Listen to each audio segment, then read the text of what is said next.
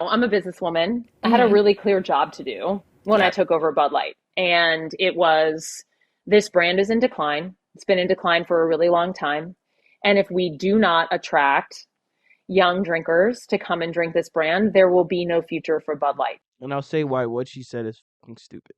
Hey, wholesome, wholesome. I'm sorry, but I'll say why what she said is stupid, right? You're saying that, oh, if I put something that signifies this is part of the LGBTQ community, young people will like it, and that's dumb. So I had this super clear mandate. It's like we need Hmm. to evolve and elevate this incredibly iconic brand. And my what I brought to that was a belief in okay, what does evolve and elevate mean? It means inclusivity. It means shifting the tone. It means having a campaign that's truly inclusive and feels lighter and brighter and different and appeals to women and to men. The other people that are working there are old and uptight and don't have a good sense of humor. So she decided to post her face on the cans of the Bud Light, and then there was a huge recoil.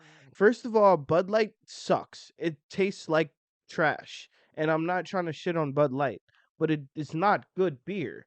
That's probably the reason why it's declining because people can buy good beer. Now is it cheap? Absolutely, it's cheap.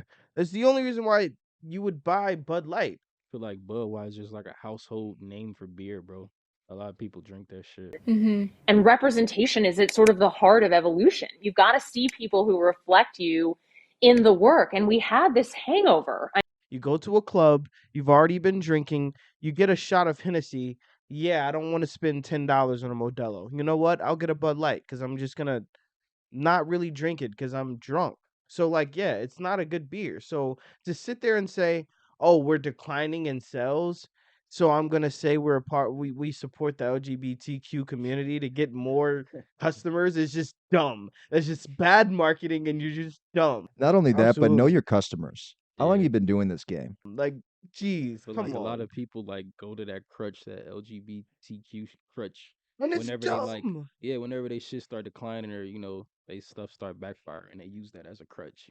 But see, that is what has brought a further decline, though, because now people are boycotting the beer. Who knows for how long? But to sit here and say it's because of inclusivity, I don't think that the LGBTQ community even thought for a second that they weren't able to drink Bud Light and Budweiser. I don't think beer is Right. specific to a class or whatever. I that is just it sounds like nonsense. It sounds like she really wanted to fulfill something that she wanted to do. You know what I Exactly. mean? That seems And like a just say personal that. decision. And if you wanted to make a personal decision on a multi-billion-dollar company, then you can obviously. It's obviously she's running it, but Terrible marketing, like Aaron said. That's terrible terrible marketing marketing. and obviously like know your customer base. I know you think this beer's shitty, but let's finish this video. I mean, Bud Light had been kind of a brand of fratty, kind of out of touch humor. And it was really important that we had